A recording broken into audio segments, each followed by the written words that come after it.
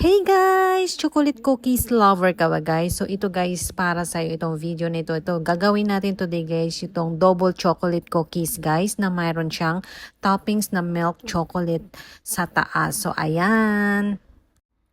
So una guys, tutunawin lang muna natin yung ating butter sa mahinang apoy hanggang sa melt talaga siya guys. So ayan, so hanggang sa mawala na yung mga excess na water kasi sometimes yung butter meron talaga siyang water guys. So pag wala na yung water guys na pure butter na talaga siya guys, ayan, ganyan na siya guys. Siguro mga around 5 minutes na ganyan siya guys hanggang sa medyo tostado na yung butter natin. So itabi na natin yan. So ito yung ating mga ingredients sa paggawa ng ating double chocolate cookies guys. So ayan yung cookie, yung ating mga ayan, malamig na yung ating butter guys. So sa ating mixing bowl, ilagay na natin yung melted butter natin na ginawa natin. So ayan.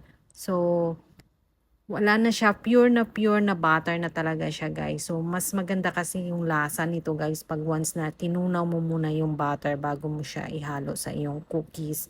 So pagkatapos niyan, ilagay na rin natin yung ating brown sugar. So ayan.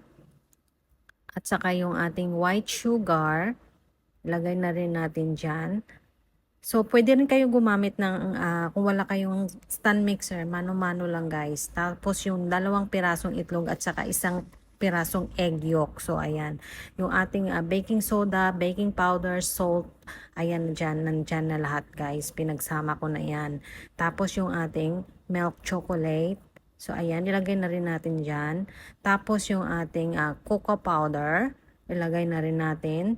So, gagamit ako ng stand mixer guys, kaya nilagay ko na lahat ng ingredient dyan. Ito yung ating flour. So ayan, pag okay na yan guys, i-set na natin sa mahina o sa low speed yung ating mixer, tapos i-combine lang yan para mag-mix lang sila guys. So ayan, hindi na kailangan na will mix, as long na mag-combine lang sila guys, okay na yan siya guys. So ganyan lang siya guys.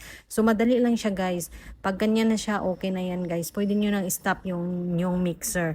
O kahit wala kayong mixer, kahit na spatula lang yung gagamitin nyo, pwede dito guys. As long na ma-mix nyo lang yung mga ingredients at mag-incorporate yung mga ingredients, okay na yan siya guys. So, ayan, isa-stop ko na yung aking mixer.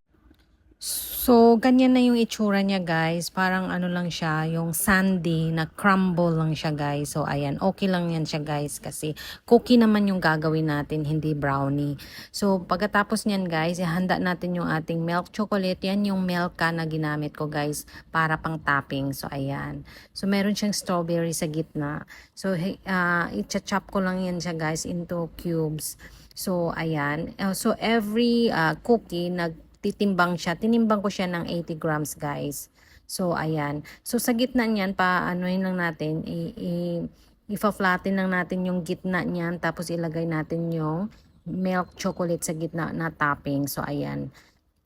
So, ganyan lang siya guys kadali. So, same lang ang gagawin natin sa mga natira. So, ganyan lang ang gagawin natin. So, pagkatapos niyan guys, ilagay ko siya sa fridge ng mga 30 minutes bago siya i-bake. So, ganyan lang siya guys. So, ito, ready na ito i-bake guys. So, i-bake natin ito sa 180 degrees for about 20 minutes. So, ayan.